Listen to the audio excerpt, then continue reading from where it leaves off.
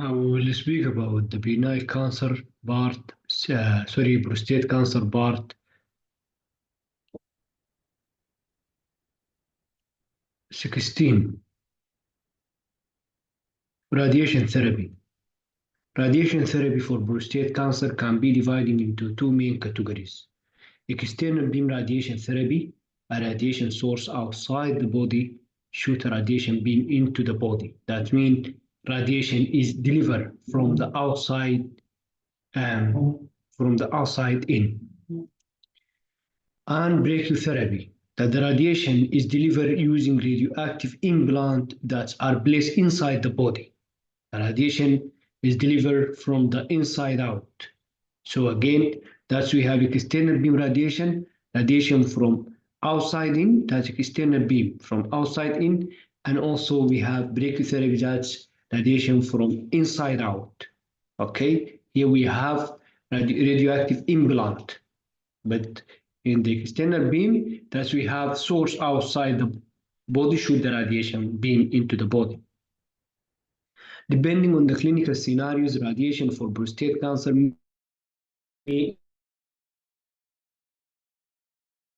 entail brachytherapy. Radiation damage the cellular DNA, which cause cell to stop dividing or to die. Radiation can halt the growth of malignant cells, but it can also damage the normal tissue, which may cause side effects. We have hydrogel spacer or space oro, that is a trademark. It's as a hydrogel spacer. Is an absorbable liquid that is injected through the perineum and into the space between the rectum and the prostate. This hydrogel spacer or space oro is absorbable liquids. After injection, the hydrogel polymerizes within 10 seconds to form a soft hydrogel spacer that increases the distance between the prostate and the rectum. After approximately 3 months, the hydrogel spacer is eliminated by hydrolysis and absorption. So the duration for elimination of hydrogel is 3 months. And the mechanism by hydrolysis and also absorption. A randomized study showed that in men with a low or intermediate risk of prostate cancer undergo IMRT, hydrogel spacer significantly reduce the rectal radiation exposure and reduce later rectal toxicity by 5%. So the percent is very low, 5%. Less grade 1 rectal bleeding and less severe bronchitis. So the rectal toxicity occur in 5% by less grade 1 rectal bleeding, so bleeding and also bronchitis occur. So that's the exposure, the radiation exposure reduced by hydrogel by 5% to the rectal toxicity. So reduce late rectal toxicity by 5%. Retrospective data show similar result in men undergo brachytherapy. Hydrogel spacer should not use in men whose prostate cancer invade the rectum or shows obvious posterior extension outside the prostate. Hydrogel spacer is injected transperineal, not transrectal. The external beam radiation. External beam radiation treats cancer by shooting a beam of high energy particle into the malignant tissue. So here we have shooting to the beam of high energy particles. Non-conformal external beam radiation or two-dimensional external beam radiation in the distance past prostate radiation was delivered by truncating a region from a view direction for field box technique, which has resulted a high radiation dose to normal tissue. The damage to the normal tissue limited the dose of radiation that could be delivered to the cancer. That's compromising cure rates. So for prostate radiation, non-conformal external beam radiation has been replaced by conformal external beam radiation. And here we mentioned that the non-conformal is known as two-dimensional external beam radiation. This in the distant past that was delivered by blanketing the region for view direction or four field box technique.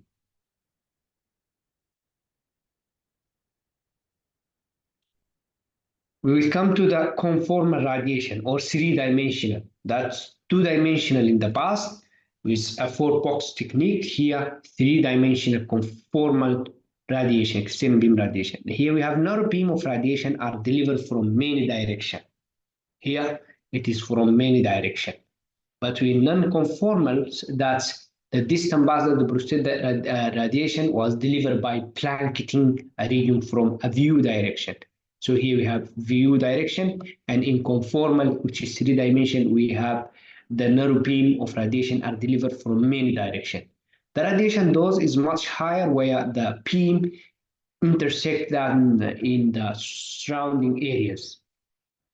A computer is used to create a pattern of beam such as that's the area of intersection conform to the shape of the prostate, hence the name conformal. So conformal, it's come from that the computer used to create pattern of beam such as an area of intersection conform to the shape of the prostate. That's why it's known as conformal. So we have intersection conform to the shape of the prostates. Therefore, higher dose can deliver to the prostate, improving the chance of cure, while lower dose are delivered to the surrounding tissue, thus minimize the side effect. The initial version of conformal radiation was called three-dimensional conformal radiation therapy, 3D conformal radiation therapy. As the technology improved, the external beam radiation have become even more conformal. Some studies show that newer, highly conformal techniques such as IMRT and VMAT, these two techniques is highly conformal techniques, may reduce the side effect and reduce the recurrence of the cancer. And it is a newer method of radiation, of conformal radiation, IMRT and also VMAT.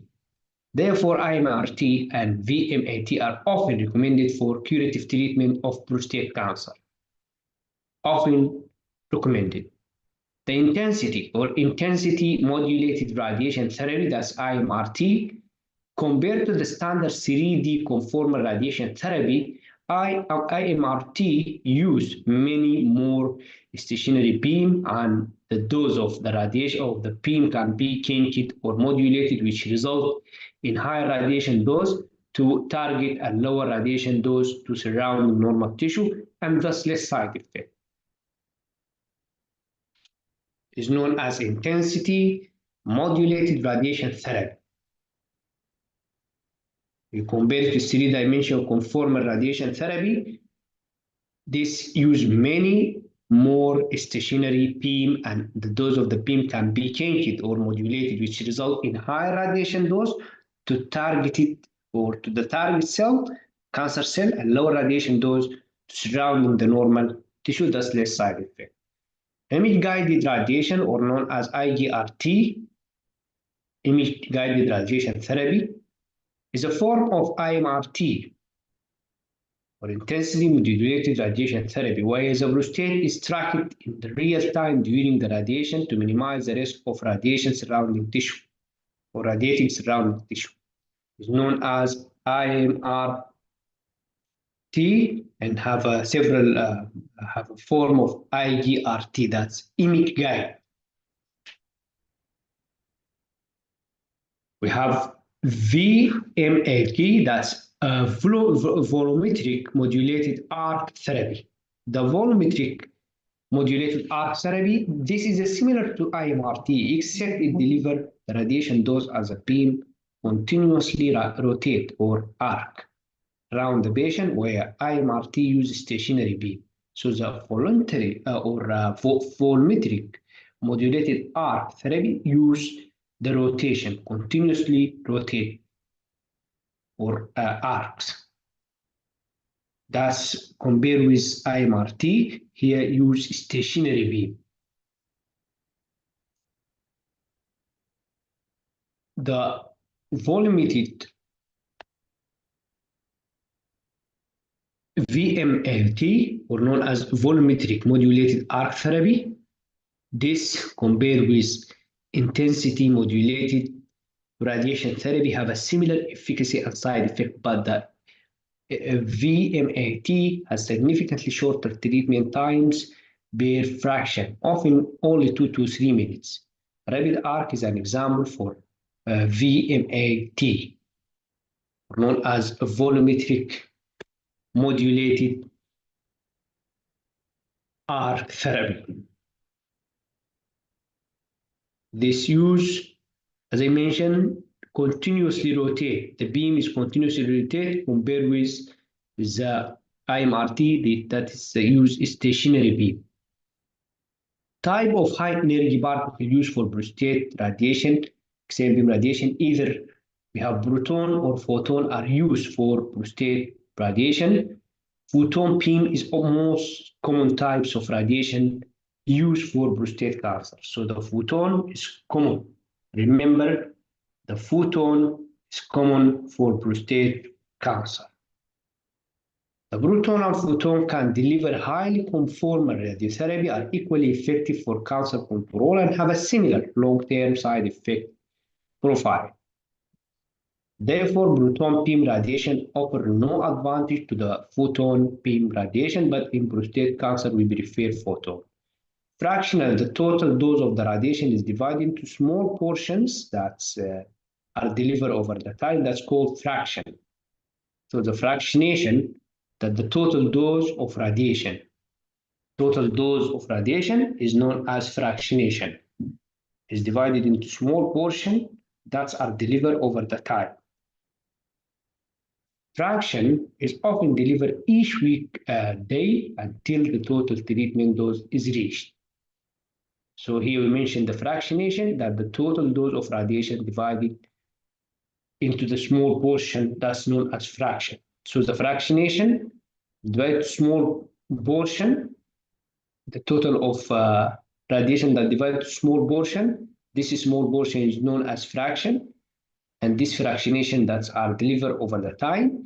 A fraction is often delivered each week day until the total treatment dose is reached. Fractionation is utilized for several reasons. It provides time for normal cell to recover from the radiation damage. This may help reduce permanent damage to the normal tissue and may reduce side effects. Cancer cells are less efficient at recovering from the radiation damage, thus fewer cancer cells recover between fractions. It improves anti-cancer effect. Cancer cells that are in the radiation resist states, certain phase of the cell cycles during one of fraction have chance to move into the radiation sensitive state for the next fraction. Degree of fractionation. When the dose per fraction is higher, it takes less time to reach the total treatment dose and duration of therapy is shorter. The ASTRO and ASCO and AUA 2018 guideline proposed the following definition for degree of fractionation. The gap in those between this definition are not well studied and remain outside the scope of definition. Here, this is a definition, this is a term, and this is the dose of the radiation. That the conventional fractionation is 1.8 to 2 gray. Moderate hypofractionations 2.4 to 3.4 gray. Extreme hypofractionation, that's more than 5 gray. That's external beam radiation, and this is those between those according to STRO and also SCO, ASCO, and AUA 2018 guideline. This is the degree of fractionation. The gap in the dose between the definition are not well studied and remain outside the scope of definition. This is a conventional fractionation, that's 1.8 to 2 gray. A moderate hypofractionation, that's 2.4 to 3.4. And extreme hypofractionation, that's more than 5 gray. So this is the radiation dose. Dose of the radiation, extended beam radiation fractionation. It starts from 1.8 for conventional fractionation to more than 5 gray extreme hypofractionation or ultra hypofractionation. The moderate hypofractionations versus conventional fractionation, moderate hypofractionation and conventional fractionation achieve similar cancer control. Very important to know this, as a moderate hypofractionation and conventional fractionation have a similar cancer control. Hypofractionation can cause high rate of acute bowel side effects. So it leads to hypofractionations to lead to acute bowel side effects. But we mentioned that the moderate hypofractionation versus conventional fractionations have a similar cancer control. The hypofractionation can cause high rate of acute bowel side effect, but the risk of a late bowel side effects and rate of urinary side effect are similar in hypofractionation. So early and late is similar. But it will lead to acute bowel side effect. So higher rate of acute bowel side effect, but the risk of the less side effect and rate of urinary side effect, early or late urinary side effect are similar.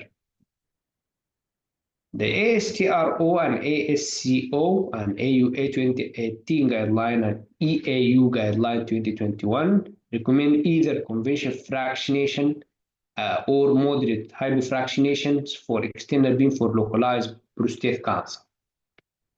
The conventional and moderate hypofractionation for localized prostate cancer. Extreme hypofractionations or ultra hypofractionations, stereotactic radiation therapy is extended beam radiation technique that uses extreme hypofractionation in ASTRO, ASCO, AUA 2018 guideline extreme. Extreme hypofractionation was not recommended as a standard therapy for localized prostate cancer, but its use was conditional for low or intermediate risk patients and not recommended for high risk patients based on weak evidence. However, the result that the hypo RT radiation therapy hypofractionation radiation therapy BC trial were reported after those guidelines were published. In the hypo radiation therapy PCO trial, men with intermediate or high risk localized prostate cancer were randomized to radiation therapy using conventional fractionation or radiation, extended beam radiation using extreme hypofractionation. So a median follow-up of 5 years, failure of free survival and late side effects were similar between the two groups. But the extreme hypofractionation caused higher rate of early urinary and bowel side effects. So the extreme, it will lead to this problem. But we mentioned here that the moderate hypofractionation is responsible, moderate hypofractionation responsible for that the hypofractionation in general have high rate of acute bowel side effect and have a similar side effect of early and late urinary side effect and late bowel side effect. Okay, that's here, but the extreme hypofractionations cause higher rate of early acute urinary and bowel side effect. That's the extreme hypofractionations. So that's failure-free survival and less side effect were similar between two groups, but the extreme hypofractionation caused higher rate of early acute bowel. The question remains as to whether the extreme hypofractionations will have acceptable cure rate and side effect beyond 5 years. The NCCN 2021 says that the ultra hypofractionation is acceptable for localized prostate cancer. That's the NCCN mentioned that is acceptable for localized cancer. Instead of the previous one here, that's mentioned, the ASTRO and ASCO and AUA 2018 and EUA guideline, those mention that the conventional fractionations and moderate hypofractionations for extended is that's recommended. Conventional and moderate hypo for localized prostate cancer. This guideline mentioned this. But here we have the NCCN mentioned that is the ultra hypofractionation is good for localized prostate cancer of any risk level. However, EAU 2021 guide state it seemed better to the restrict that extreme hypofractionations to respective clinical trials. Those escalations with the advent of high conformal techniques, oncologists were able to administer high radiation dose to the prostate dose escalation without substantially worsening side effects. The higher radiation dose lead to higher cure rates. For conventional fractionation, randomized trials showed that an extended beam radiation dose of 75 to 80 gray to prostate result in the higher cure rates compared to the dose of less than or equal 70 gray without substantially increasing side effects. Androgen deprivation therapy with extended beam radiation, low risk or very low risk adding ADT to extended beam radiation is not beneficial. Here that's the androgen deprivation therapy with radiation. Low risk or very low risk, adding androgen deprivation therapy to the radiation is not beneficial. Intermediate risk extended beam radiation with 4 to 6 months of androgen deprivation therapy improve cancer-specific survival and overall survival compared to the radiation. That's in the intermediate risk. But we mentioned here, that's for low risk or very low risk. Adding the androgen to the radiation is not beneficial. Okay, so the radiation alone is enough. Okay, so it's very important to know that. The low risk and very low risk, no need to add androgen deprivation therapy.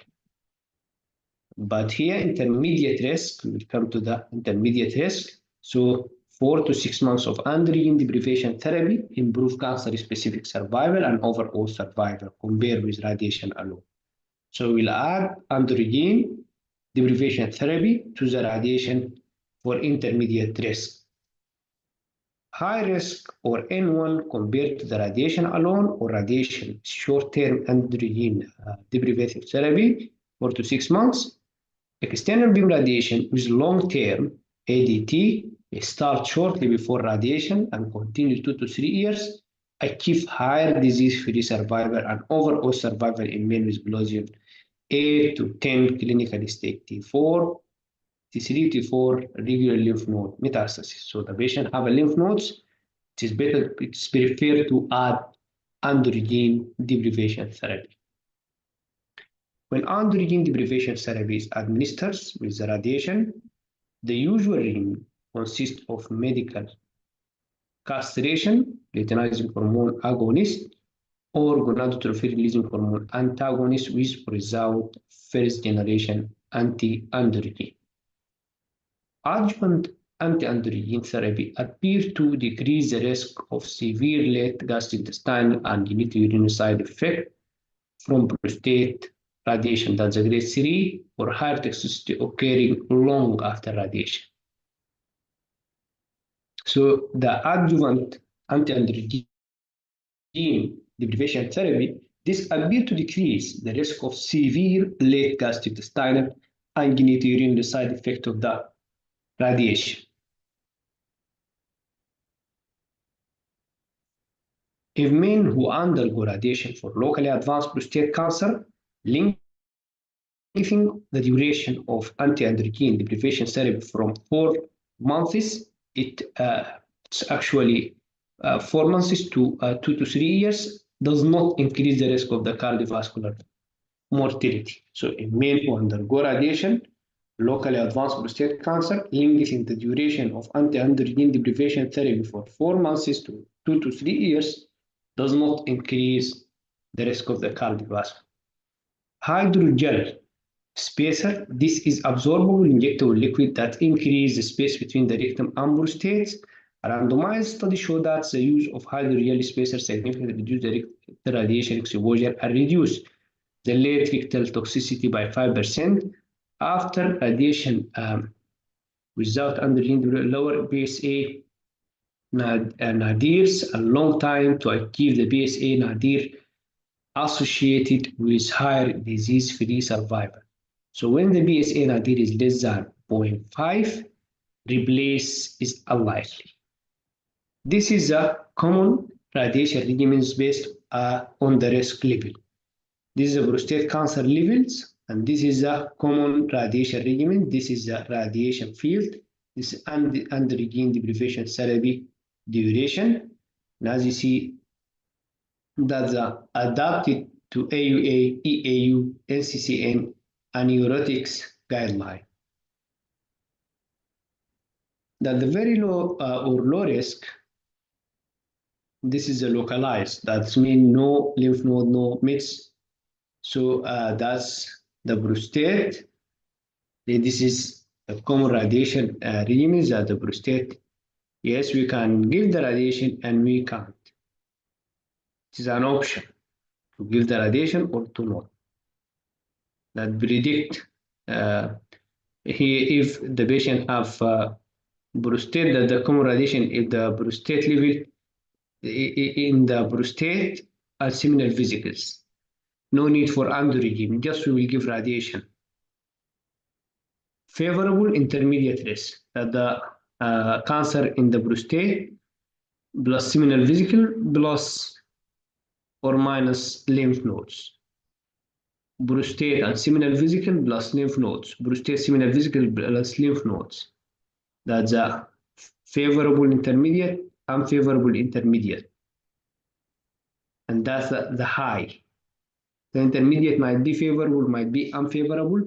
So we can use androgen in the favorable and unfavorable and high. But in the high, the recommended dose is of androgen deprivation therapy 2 to 3 years compared with favorable and unfavorable, which is 4 to 6 months. In the high, it's recommended 2 to 3 years, like MITS N1.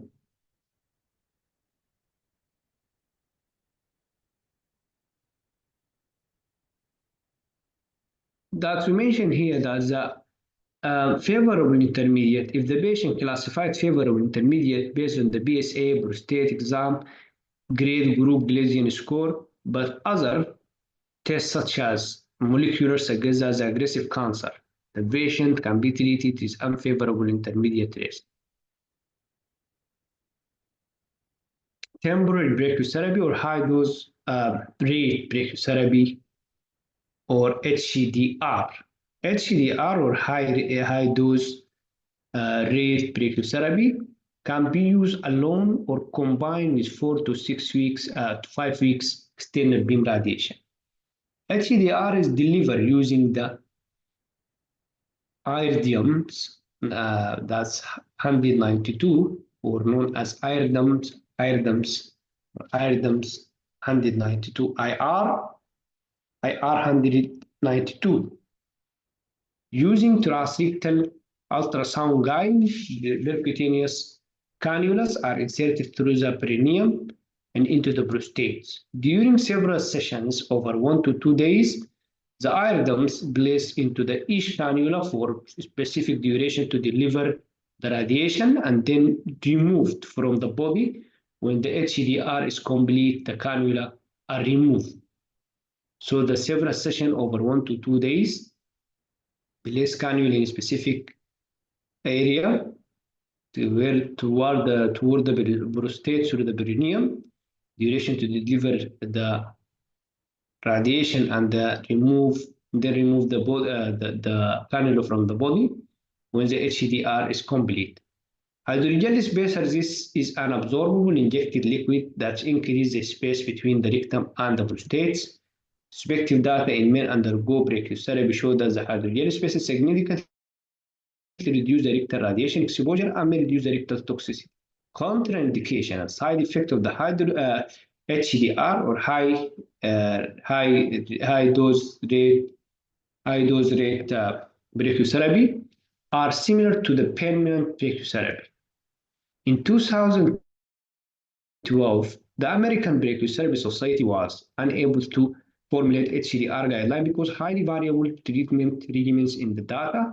There has been no update to those guidelines at the time. So permanent brachytherapy, low dose rate brachytherapy seeds, that's low dose rate brachytherapy, that seeds, permanent seeds, implant only monotherapy, radioactive pellets of iodine, that's 125, or palladium, that's 130, 103, or cesium, that's 131. So this is known as seeds. The seeds is permanent seed implant only monotherapy. Are placed through the perineum into the prostate using thoracic ultrasound guidance. This can be accomplished during the minor surgical procedures. Radioactive pills are left inside the prostate indefinitely. This is a comparison of the radioactive implant. We have, as I mentioned, iodine, and we have BD, that's the palladium, the BD, iodine, palladium, and cesium. Iodine that's 125, palladium that's 103, and cesium that's 131. There's a half-life 60, 70, 17, 9.7. Time need to deliver 90% of its radiation dose. Seed is 204 days, palladium that's 58 days, and cesium is 33 days. Seed only, seed plus radiation. The seed only recommended descriptions that's based on the 2012 American Brachytherapy Society guideline and the 2000 cesium advisories group recommendation. That's the seed for iodine that's 140 to 160 gray. We can use it with radiation, seed plus radiation, 108 to 110 if we use it with radiation. The seed mediums, that's 110 to 125 without radiation, with radiation 90 to 100s. And we have cesium that's without radiation is 115, with radiation we can reduce the dose to 85.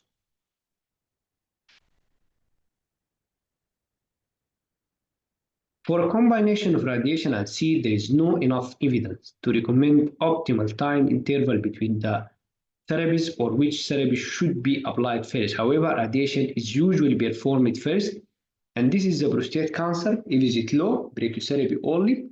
If is it low, no need to add radiation, androgen deprivation therapy. Favorable intermediate, we can use brachytherapy with external beam radiation and no need for androgen deprivation therapy. But if unfavorable intermediate, we can use brachytherapy and external beam radiation plus optimal or option 4 to 6 months of androgen deprivation therapy.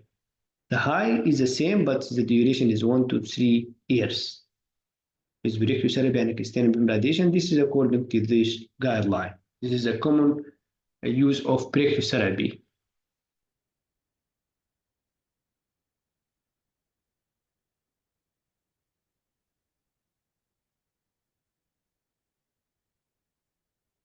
After seed placement, post-implant dosimetry should be performed. Hydrogel spacer is, as I mentioned, absorbable injector liquid. It increases space between the rectum and the prostate. Prospective data in men undergo brachytherapy show that the hydrogel spacer significantly reduces the rectal radiation and may reduce rectal toxicity. With a large prostate, the pubic arch may interfere with seed placement. The prostate may be downsized with androgen deprivation to reduce the pubic arch interferes interference, but it's unknown if downsizing the prostate below 60 decrease the risk of urinary retention. The complication that's urinary incontinence more common if TURB has been performed before and after brachytherapy, less than 7% without TUR, versus 10 to 30% with TUR. This is a urinary incontinence. It is more common in brachytherapy after TURB. Okay, so that less than 7% without TURB and 10 to 30% with TURB. Peripheral loading of seeds away from the urethra in men who had a TURB can reduce the incontinence by 5%, less than 5%. However, it's unknown if peripheral loading seeds compromise cure. Urinary retention occurs in 2 to 15% of the patients. The risk is higher for men with prostate size more than 60 cc or with more severe baseline voiding symptoms that the IBSS score more than 20. The urinary retention occurs in 2 to 15%. The risk is higher for men with prostate size more than 60 cc or with more severe baseline voiding symptoms. Retention is initially managed by indwelling catheters or by clean intermittent catheterization. Up to 8% men require TURB, TUIB for persistent retention. However, risk of urinary incontinence is higher when TURB or bladder neck resection is performed after prostate radiation. So this is the incontinence.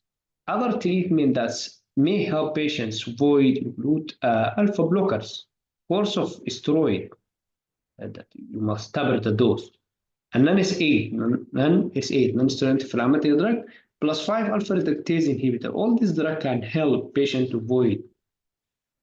More optimal candidate for brachytherapy have no previous TURB, prostate volume less than 50 cc, mild voiding symptoms, that's IBSS less than 12, and urine flow more than 15 milli per second, and both void residual less than 100. This is a more optimal candidate for brachytherapy who have no previous TURB, prostate volume less than 50, mild voiding symptoms, as the IBSS less than 12, urine flow more than 15, and both void residual more less than 100. This is a candidate for brachytherapy. This is the end of the session. Yes, let me revise for you the indication for brachytherapy again.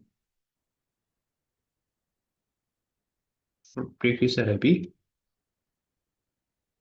the patient have no previous TURB, or the patient have prostate volume less than 50 cc, or avoiding symptom is mild, that's the IBSS less than 12, or urine flow more than 15 ml per second, and both void residual is